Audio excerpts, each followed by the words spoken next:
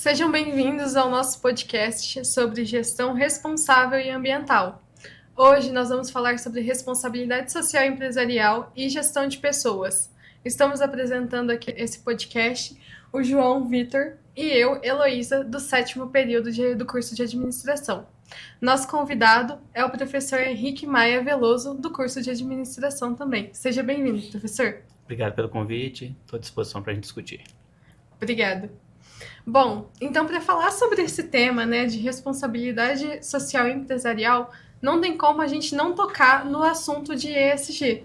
É um tema que vem crescendo cada vez mais e que trata do meio ambiente, da sociedade e também da governança de uma empresa.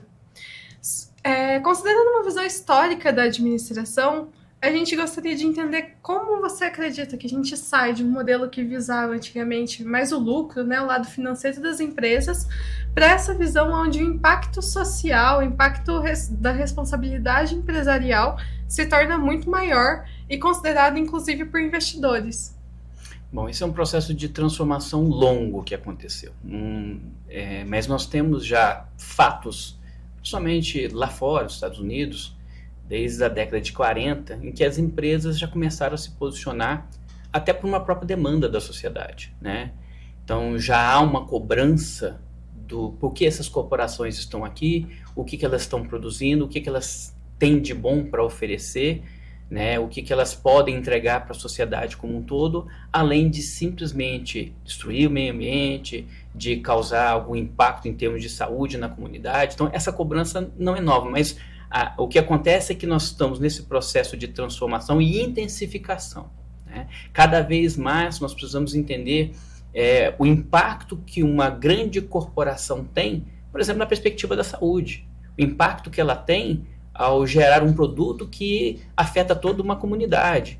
E a sociedade vai cobrar isso, né? As instituições públicas, o governo de uma forma geral, né? Os cidadãos começam a cobrar e de alguma forma essa conta vem para a empresa.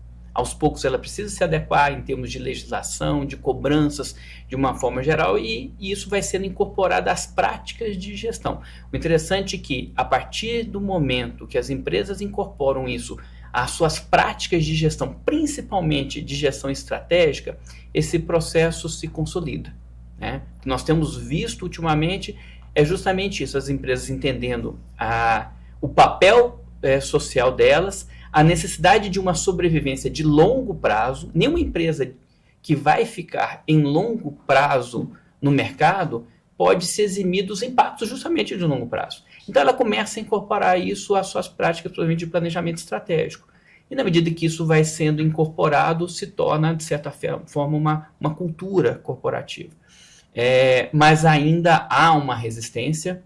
Existem setores em que o processo de cobrança é mais intenso e as empresas se transformaram mais, e nós temos setores ainda que precisam de, não digo envolver, mas de amadurecer mais esse processo de preocupação com o impacto social para que ela se torne sustentável em longo prazo. Sim. É muito interessante, né? A gente tem visto exatamente essa transformação dessas questões de uma coisa que antes era só para evitar uma multa, por exemplo, e uma coisa que passou a fazer parte da estratégia da empresa, né? E acho que aí a gente entra já na temática central do nosso podcast, que é a questão da responsabilidade social empresarial.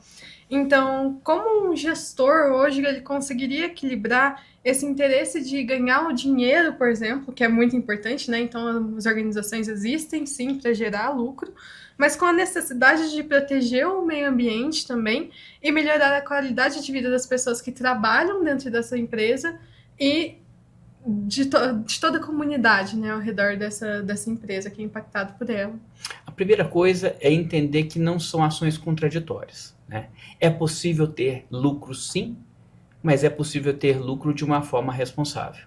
É possível sobreviver no mercado e, ao mesmo tempo, se preocupar com os aspectos do impacto que essa instituição tem, principalmente pensando em longo prazo. Se a gente pensa numa perspectiva só de curto prazo, talvez o lucro possa parecer sempre muito interessante, muito rápido, óbvio, necessário para a empresa. Lógico, nós não podemos dimensionar que uma empresa não sobrevive sem lucro, né? Pensar nisso seria ingênuo. mas a gente pode entender que é possível incorporar isso como uma forma de torná-la sustentável. E sustentabilidade não é só financeira. Quando a gente fala de sustentabilidade de uma forma geral, vou pegar um exemplo de uma empresa, sem falar nomes aqui especificamente, mas uma empresa que ela se reposicionou no mercado porque ela precisava justamente inserir no mercado europeu, né, principalmente por produtos de cosméticos, e ela, a partir da sua orientação estratégica, missão, visão, valores, ela falou assim, olha, eu sobrevivo para oferecer para os meus clientes produtos que não façam mal para eles e produtos que façam bem para o contexto onde eles estão. Então, eu quero sobreviver gerando lucro em cima disso. A partir do momento que a empresa incorpora isso no seu planejamento estratégico, já não é uma ação gratuita, já não é uma ação que ela pode cortar quando vem uma crise. Se torna algo essencial para a sua competitividade. Eu oferecer para o meu cliente um produto que vai fazer bem para ele. Eu oferecer para o meu cliente que essencialmente escolhe a minha empresa porque ela é responsável com os animais. Né? Hoje em dia nós sabemos que a população se preocupa com o meio ambiente. Então, eu acho também que é cada vez mais necessário que nós, como consumidores, como cidadãos, nós cobremos das empresas isso. Que a gente E como é que a gente cobra? É escolhendo o produto da empresa que é responsável. Até que ponto nós compramos só porque é mais barato e porque vem pela internet e rápido e é mais conveniente para mim? Ou eu escolho, por exemplo, valorizar um comerciante local, né, um empreendimento que é responsável, alguém que trata de uma forma justa seus funcionários? Então, são escolhas que também partem em grande parte da sociedade. Mas as empresas também precisam se posicionar nesse sentido. E essa empresa, ela conseguiu efetivamente colocar nos trilhos a questão da responsabilidade de uma forma madura, estratégica, competitiva, e ela, né, ganhou um espaço no mercado muito interessante. Então, são ações assim que me mostram que é uma ação que é sustentável no sentido estratégico também, de gerar um impacto que vai garantir lucro para a empresa, né, em longo prazo. Que ela vai sobreviver ao longo do tempo porque ela é coerente com o contexto que ela está. Né? Ela é coerente com o ambiente. Imagina eu gerar um produto que faz mal para o meu cliente ou que faz mal para a comunidade onde eu estou. Né? Até que ponto, em longo prazo, eu vou sobreviver? Então, essa dinâmica da relação é importante. E a gente tem que sempre lembrar disso. Se a gente esquecer que a empresa também precisa ser sustentável financeiramente, nenhuma proposta sustentável funciona. Então tem que tentar conciliar. E aí vem a discussão do ESG, de conciliar o aspecto financeiro, não eliminar ele, não demonizar, mas colocá-lo como um elemento tão importante quanto o aspecto social, o aspecto da governança, o aspecto ambiental e dentre outras tantas coisas que podem existir. Não, perfeito, muito bem colocado. E quando a gente fala de responsabilidade social, a gente também está querendo falar um pouco sobre o papel da gestão de pessoas no cumprimento desse dever. Porque durante muito tempo o RH ele era reconhecido como departamento pessoal, onde tratava só de papelada, ponto e toda uma burocracia.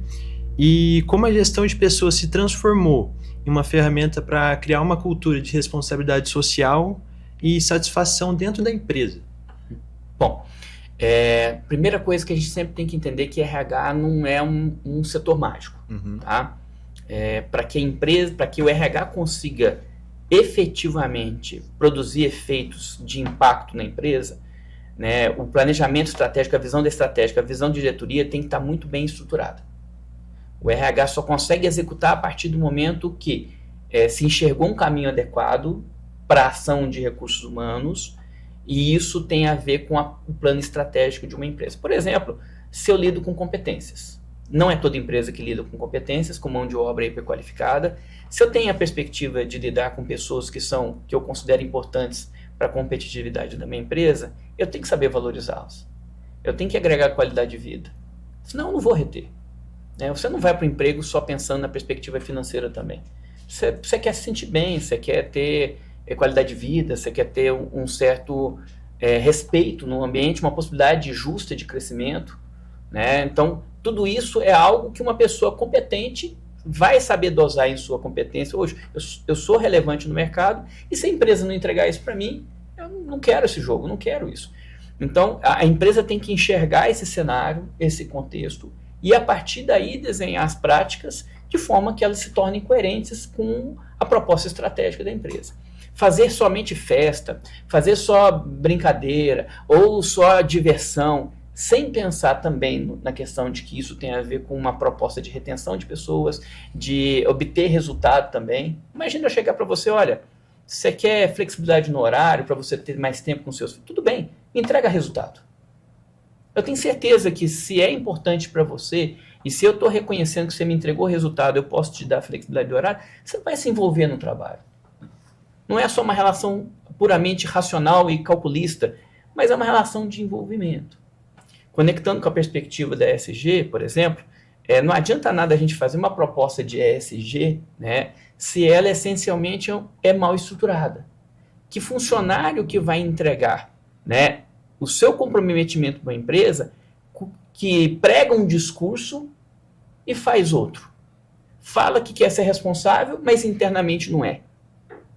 Né? Ou seja, esse funcionário não vai vestir a camisa. Porque ele sabe que a empresa está mentindo. Ela está querendo criar um greenwashing, né, que é limpar a imagem dela lá fora, mas internamente ela não é responsável. Então, coerência é fundamental no mercado. Coerência interna na empresa, entre o estratégico, o tático, o operacional é fundamental. Entre as políticas de recursos humanos e a proposta competitiva da empresa é fundamental. Né? Coerência com o que o mercado quer é fundamental. Então, esses aspectos que o gestor tem que estar pensando, puxa, deixa eu ver se o alinhamento estratégico, tático, operacional da empresa, as políticas de recursos humanos são coerentes. Senão, vira só discurso, né? Fica muito bonito, mas que ninguém compra, ninguém veste a camisa da empresa, ninguém veste a prática nesse sentido.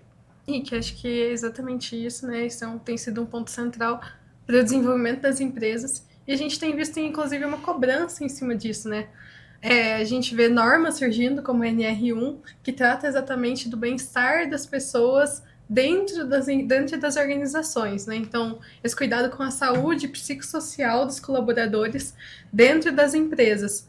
Então, eu queria entender como que esse cuidado com a saúde, com a segurança e a diversidade também dos funcionários pode impactar agora a comunidade, né? Então, os familiares, a sociedade civil que está ao redor dessa empresa ali, faz parte dessa comunidade social. Sua pergunta é muito interessante e vamos lembrar de uma coisa. As empresas não são donas das pessoas, né? Se eu pego um recurso que não é meu, se você pegar uma coisa emprestada de alguém e usar, você tem que devolver ou em melhores condições, né? Mas nunca pior. Então, na medida que alguém está entrando no teu espaço de trabalho, você é responsável por ela. 100% responsável, né?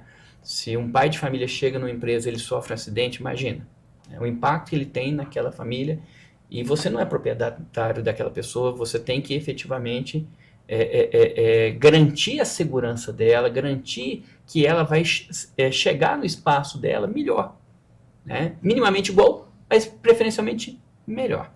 Então, esse é um dos grandes papéis do setor de recursos humanos, né? Nós sempre preocupamos muito com o aspecto físico, acidente no trabalho, insalubridade, que são condições mínimas, isso é o mínimo, tá? Mas sempre convivemos com a perspectiva de diminuir, por exemplo, a questão da saúde mental, né? A gente sempre achou, não, isso não é tão importante, não é tão relevante, e nós estamos vivendo uma pandemia de problemas de saúde mental, né? Então, hoje em dia, se preocupar é garantir, de certa forma, né, que você tenha elementos competitivos na sua empresa, né, e envolvimento das pessoas para que a empresa seja produtiva, né? A gente fala tanto que é tão difícil encontrar um bom profissional. Imagina você perder esse bom profissional porque simplesmente a empresa não se preocupou com a saúde dele. Eu entendo que tem a questão da sociedade, sim, tem a questão de a empresa ser responsável, mas tem a questão de, puxa, o que custa um afastamento de um profissional bom? Né? E percebam, são os melhores profissionais que mais sofrem.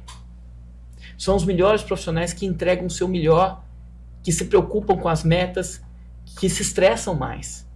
Então são esses que são, às vezes, os elementos que a gente precisa se preocupar mais. Então, quando uma empresa está fazendo isso, ela está cuidando de um ativo que ela toma emprestado, de certa forma, né, do contexto social, mas que ela não pode deixar aquele negócio de alguma forma, né, perder seu valor, perder sua produtividade e tudo mais. Então, esse é o papel. E esse é um papel sério de recursos humanos, é um papel estratégico dele.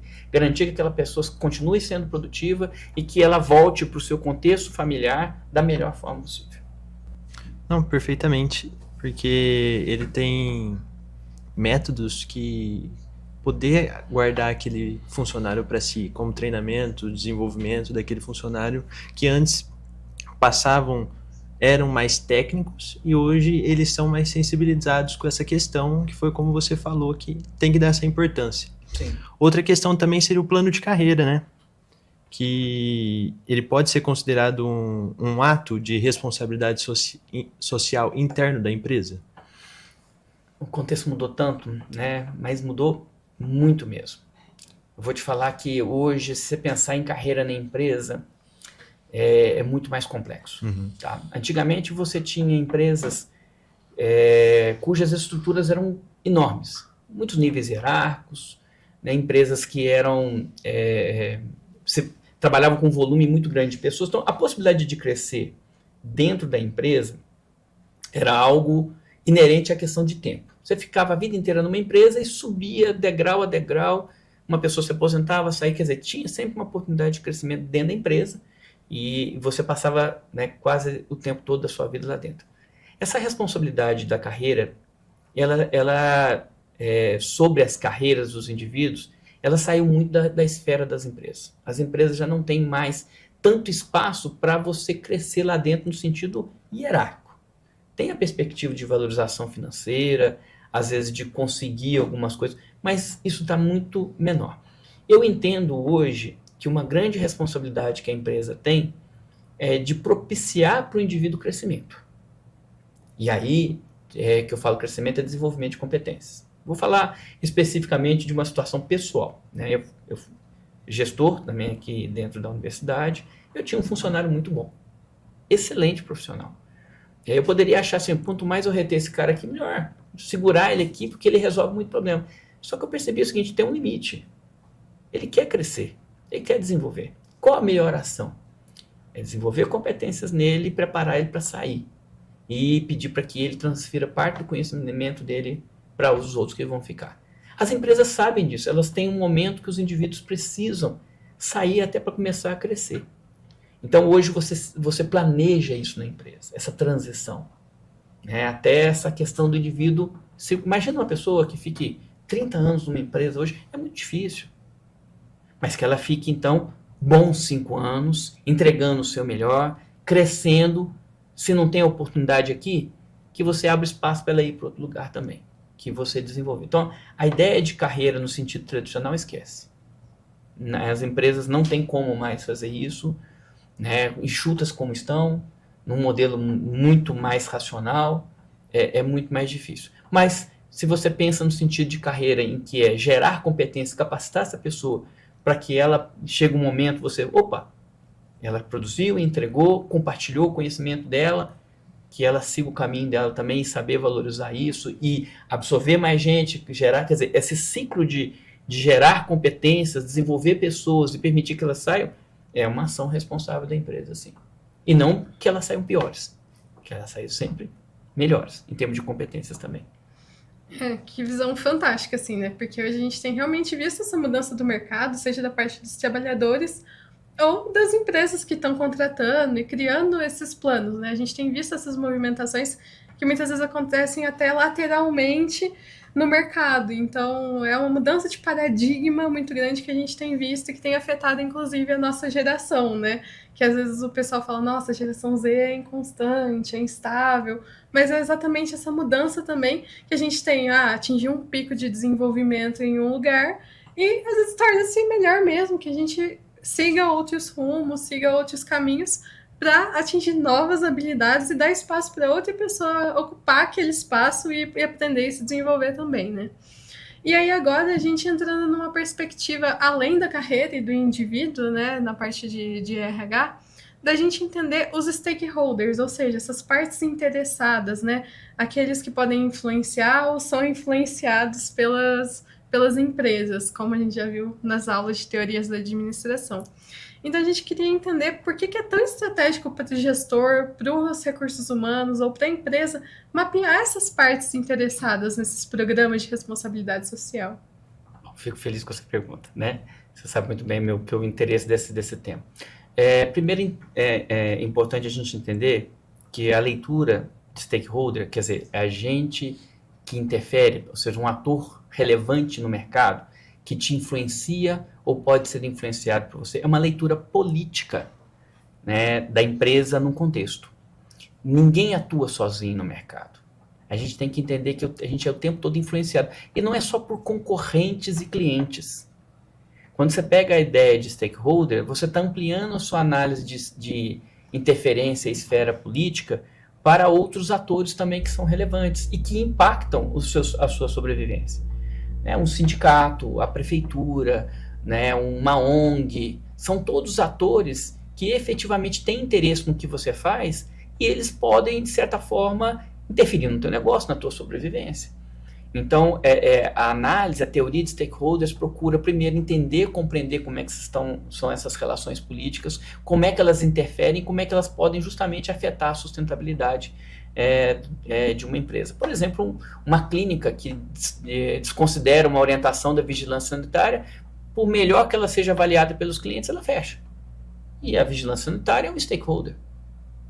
E se você tem uma pizzaria, a sua proposta da sua pizzaria é receber as pessoas, e não entregar pizza, mas receber pessoas no seu negócio, né? E de repente a prefeitura coloca uma sinalização que não se pode estacionar naquelas redondezas mais. Você vai perder cliente, e é uma relação política.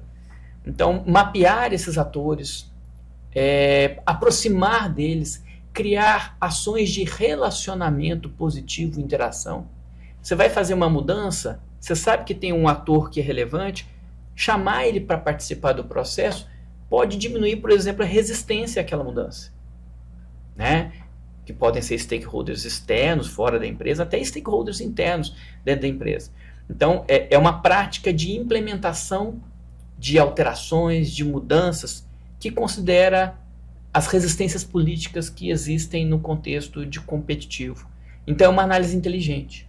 É uma análise que não fica só, o que o meu concorrente quer, o que o meu fornecedor quer. Não, mas, puxa, por exemplo, nesse caso da pizzaria, os motoboys, os entregadores são stakeholders. Imagina lá que você faz uma pizza maravilhosa e a pizza chega toda estragada porque o motoboy não sabe entregar adequadamente, ou porque ele não veste adequadamente, ou porque ele é mal educado, ele prejudica o teu negócio. E aí a gente tem que entender que stakeholder é um conceito amplo. Envolve, então, os atores, né, os órgãos ambientais, envolve a comunidade, aproximar-se da comunidade, tem muito a ver com a ESG, né, aproximar-se da comunidade. O que a comunidade pensa da minha empresa? Poxa, eles não são meus clientes, mas de repente eles chamam a mídia e fecham a minha empresa.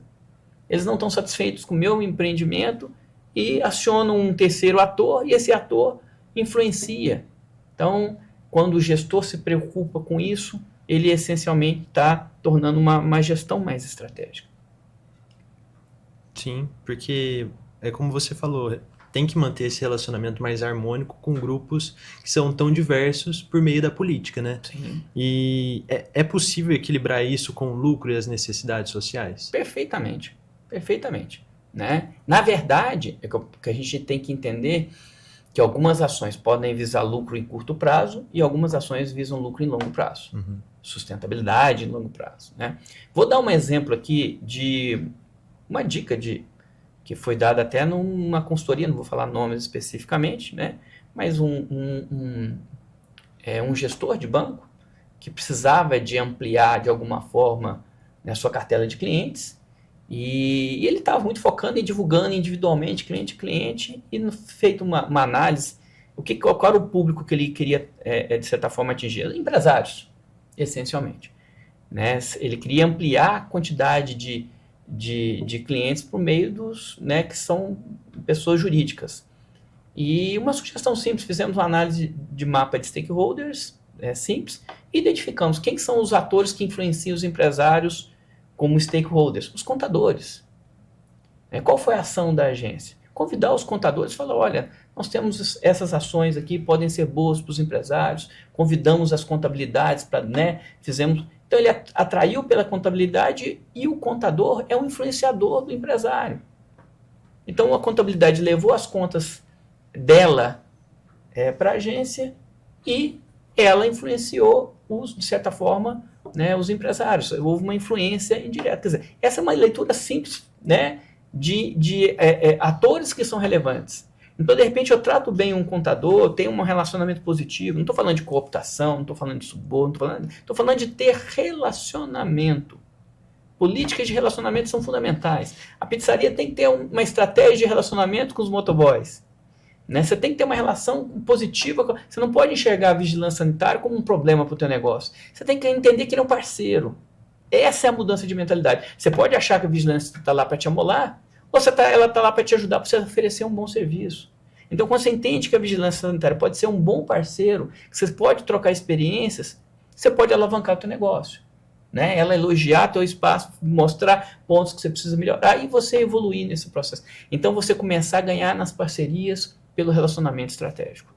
Sim, porque a partir do momento que você tem esse diálogo com os stakeholders, você acaba gerando uma inovação, porque você escuta algo de alguém que está fora do seu negócio e abre novos caminhos para você. Exatamente. Muito interessante. Muito interessante mesmo. E aqui agora acho que a gente vai para a última subtemática do nosso podcast, que é a questão da governança, né? Então, a governança é esse sistema que define como as empresas são geridas e por que as decisões são tomadas dentro dela. E a gente quer entender um pouco mais como ter uma governança forte garante que a responsabilidade social, ou pelo menos dar ferramentas para que a responsabilidade social seja cumprida dentro de uma empresa, sem que ela dependa apenas da vontade de atores individuais, né? Como ela entra nessa questão estratégica mesmo. Bom, vou retomar uma fala minha. Coerência. Eu acho que falar de governança, antes de qualquer coisa, é coerência. Né? Você ter coerência interna, coerência estratégica, né? Coerência na forma como você constrói as suas políticas de gestão de forma geral, política de recursos humanos, política de relacionamento com o cliente. Mas ter coerência é fundamental para qualquer governança. Né? Se você pratica ou pelo menos constrói um discurso e não vive ele, isso é falta de coerência. Se um setor trabalha num sentido e o outro trabalha em outro, em termos de valores, é falta de governança. Então, a minha primeira coisa que eu penso numa empresa quando ela precisa estabelecer, né, mecanismos de governança, ela trabalhar as coerências internas. Eliminar o discurso, por exemplo, discurso simples, né? Tem um termo que eu gosto muito, que por exemplo, que eu acho que é muito contraditório a ideia de governança, que vai no nível individual isso, lá pegando o indivíduo no dia a dia. Eu chamo de punidos pela competência. É aquele profissional que justamente porque ele é mais eficiente, ele ganha mais trabalho. É aquele indivíduo que, porque ele se esforça, a gente empurra mais trabalho para ele. Isso é falta de coerência. É falta de coerência justamente na hora de lidar com o indivíduo, na hora de lidar essencialmente com as práticas de ação desse indivíduo. Então, eu não posso punir o indivíduo que foi eficiente jogando simplesmente mais trabalho para ele e outro que ganha o mesmo salário, de repente, né, só faz menos e pronto, acabou. Isso é falta de coerência. E isso é a ramificação da ausência de governança, muitas vezes. Então, a governança começa no estratégico, na visão da empresa como um todo, e depois ela tem que se ramificar em todos os aspectos de gestão. Muito interessante. Porque quando a gente fala de governança, né, um dos pilares da governança é o compliance, que é essa visão da conformidade que entra, toda essa questão da coerência também.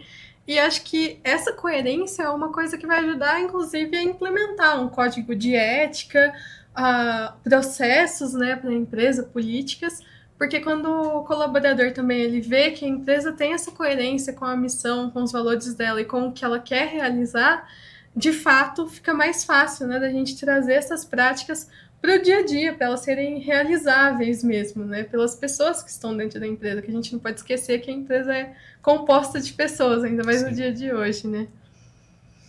Bom, acho que agora a gente finaliza esse podcast.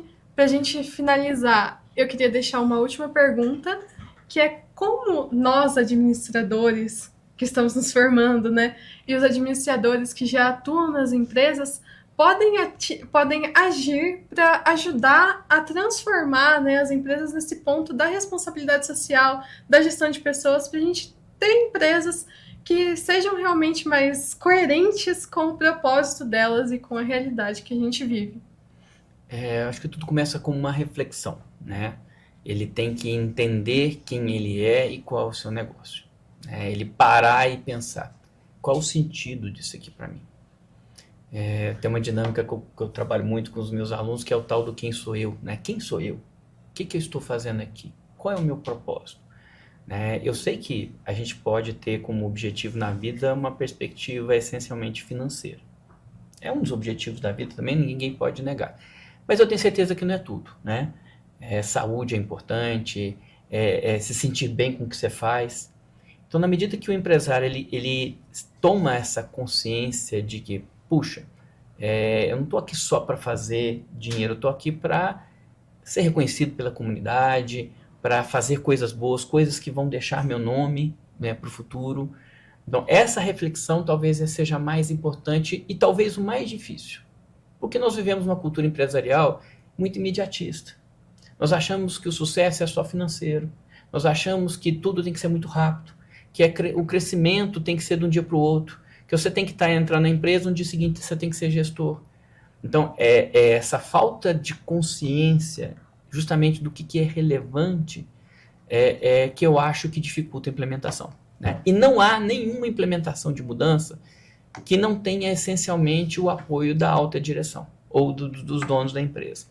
Então, esse processo, como consultor de empresas, quando eu lido com esse tipo de situação, a primeira coisa eu tenho que perguntar para o gestor se ele está afim mesmo disso e de todos os impactos que isso vai trazer. Se ele não entender a dimensão disso, se ele não comprar a ideia, esquece, não vai funcionar. Então, o gestor tem que estar próximo, no caso, né, vocês que estão formando, né, entender esse lado político de dentro da empresa, que a gente precisa trabalhar os interesses para que as coisas aconteçam, né, começar pela direção da empresa. Né, trabalhar como gestor, orientando, ó, o positivo é isso, pode ser essencialmente interessante para a empresa estrategicamente dessa forma, né, vender para que ele compreenda como aquilo faz sentido para ele. A partir daí, tendo o apoio da gerência, eu acho que já é 60% caminho andado. Né? Uma outra coisa muito relevante, só para ressaltar no que você colocou também, né, a necessidade da gente construir isso a partir do momento que a gente vai trabalhar, por exemplo, um código de ética, trabalhar de uma forma participativa. Né? Trazer as pessoas para o processo. Não só por um discurso de falsa democracia, mas que as coisas costumam ser aceitas e implementadas a partir do momento que as pessoas participam do processo. A rejeição à mudança diminui quando a gente participa de um processo. Então, é estratégico chamar as pessoas para participar. E aí ela vai representar mais a diversidade e ela vai ser mais uma prática não de cima para baixo, né, chamando top-down, mas bottom-up. Quer dizer, algo que, de certa forma, surge do próprio coletivo de pessoas. Um código de ética tem que ter a participação de todos. Por exemplo, a implementação de uma ação de responsabilidade, todos têm que, de certa forma, mostrar, puxa, vamos implementar, mas nós temos essa dificuldade aqui no dia a dia. Né? Então, esse movimento participativo e conscientização da alta cúpula, acho que são os dois elementos mais relevantes que eu entendo necessários para a transformação. Perfeito, Henrique. Acho que toda essa discussão aqui traz grandes contribuições, né, para quem está nos ouvindo. Agradeço muito a sua participação em ter topado fazer parte desse projeto com a gente. Agradeço ao João também, que está aqui acompanhando. E a você que acompanhou esse podcast até o final. Muito obrigada!